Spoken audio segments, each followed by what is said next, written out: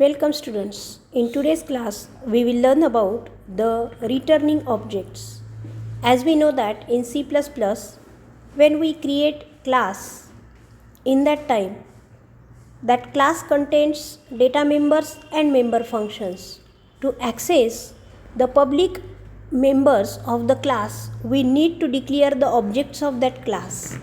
We declare this object in the main function, and with the help of this object, we can call or we can access the members of any class. In the same way, we can also return the value of object from any specific function from the class. In last lecture, we saw friend function.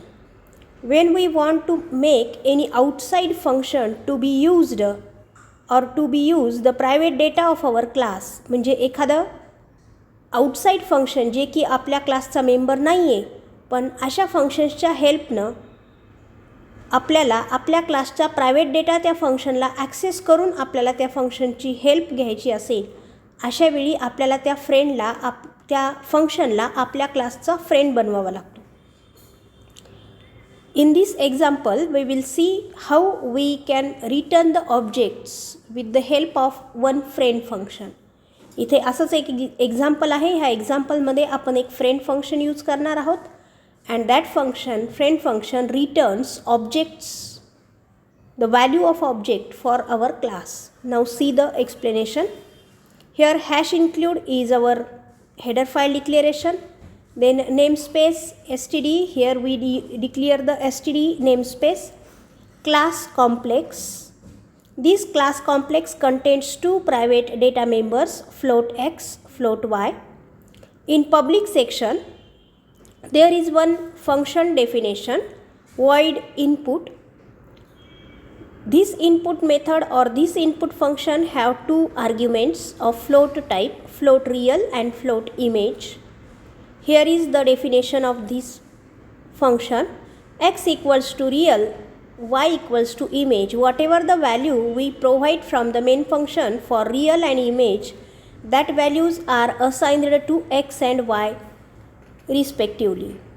Now here the meaning of input function is to take the input for the data members x and y.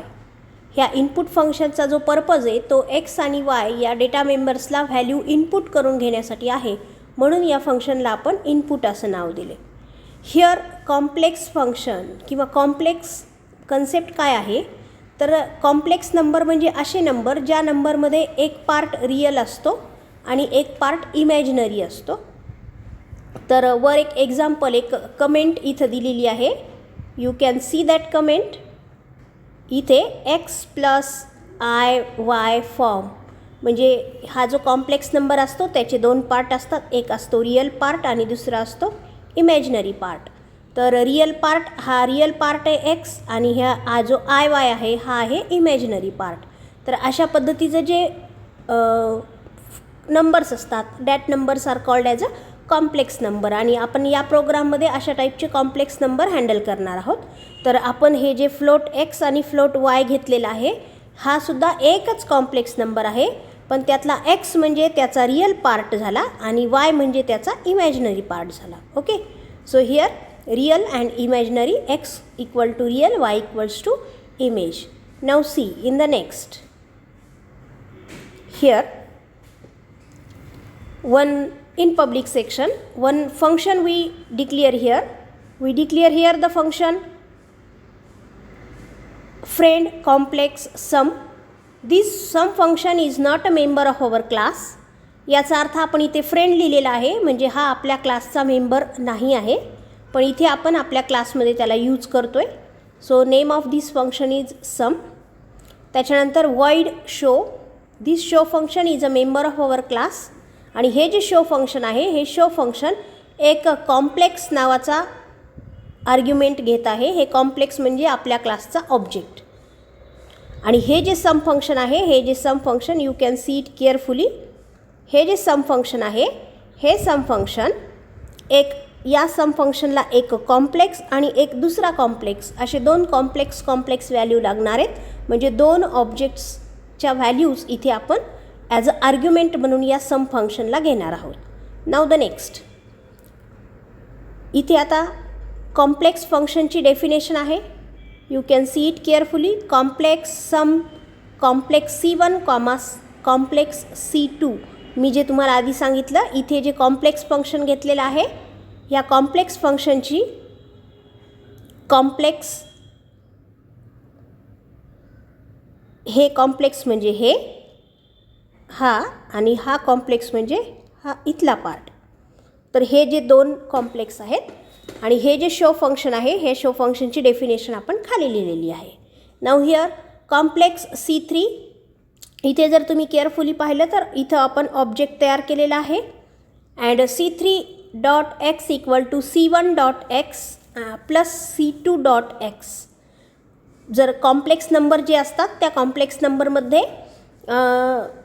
Real part जो असतो म्हणजे x part, एक्सची आणि एक्सची addition होणार आणि वायची आणि वायची addition होणार.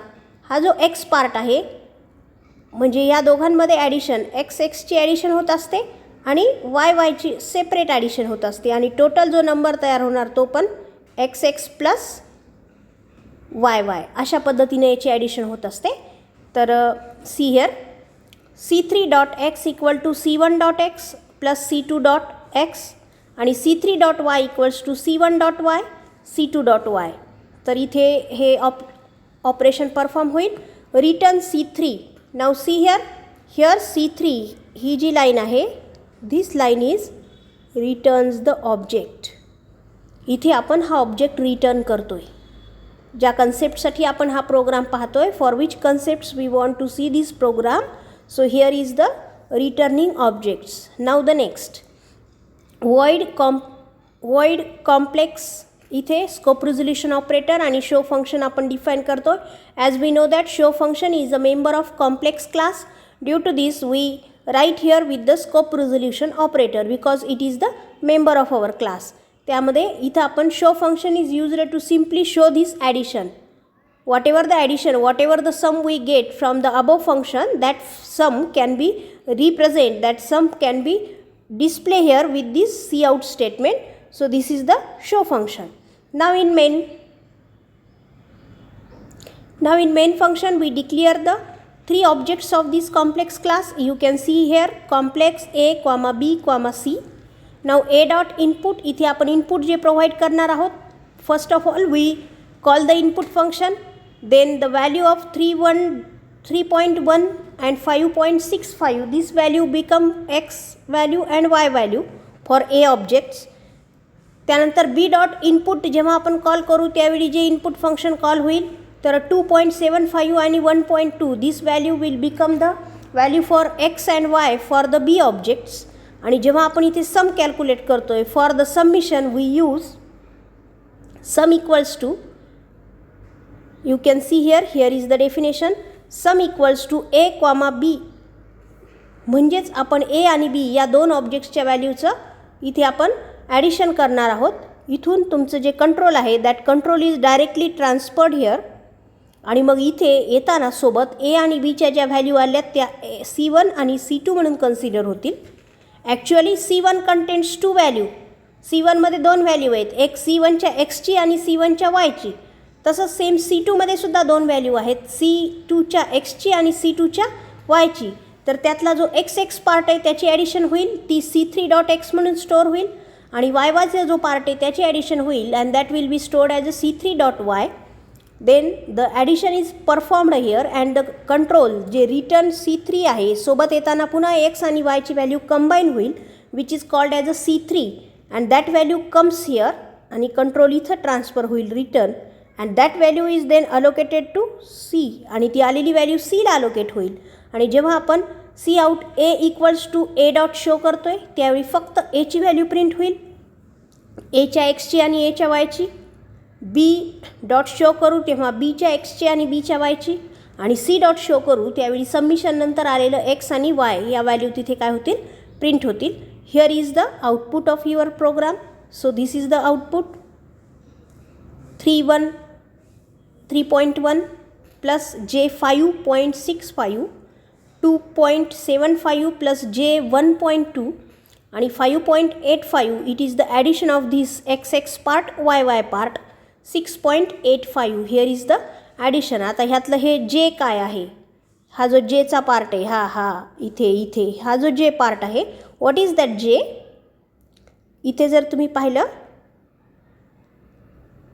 तर आपलं जे शो फंक्शन आहे, या शो फंक्शनमध्ये इथे आपण लिहितानाच इथे जे लिहिलेलं आहे. हे हा जो जेचा पार्ट आहे ना, त्यामुळं ते जे आहे. हे जे लिहित असताना आपण डबल कोट यूज केलेला आहे. तुम्ही जर पाहिलं केअरफुली तर हा एवढा पार्ट डबल कोटमध्ये लिहिलेला आहे.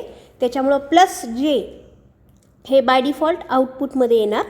That is the part of displaying the complex function number. एखादा कॉम्प्लेक्स नंबर दाखवायचा असेल तर त्यातला जो इमॅजिनरी पार्ट आहे, तो इमॅजिनरी पार्ट विथ कॅरेक्टर लिहित असतात. त्यामुळे आपण प्लस जे असं लिहिलेलं आहे. So this is the returning objects. I hope all of you understand this concept. If you have any doubt, so please comment me for that. According to your syllabus, the part of chapter number 3, according to BCS syllabus, this part is completed here. Your chapter number 3 is closed now, but some points are remaining according to the syllabus of BCA. BCAचा जो syllabus आहे त्याच्यानुसार 3rd चॅप्टरमधले काही points राहिलेले आहेत. पण BCSनुसार जो syllabus आहे त्याच्यानुसार 3rd चॅप्टरचे पॉईंट्स आपण इथे सगळे कंप्लीट केलेले आहेत. तर तुमचे जे BCAच्या 3rd चॅप्टरमधले जे रिमेनिंग पार्ट्स आहेत, actual that part we will see in inheritance chapter, जो की चॅप्टर नंबर 5th आहे for the syllabus of BCS. तर तो जो 5th नंबरचा चॅप्टर आहे ते त्यातले काही पॉईंट्स तुमच्या 3rd चॅप्टरमध्ये टाकलेले आहेत. When we will go towards the chapter number 5th, then we will learn that points there. So thank you and take care.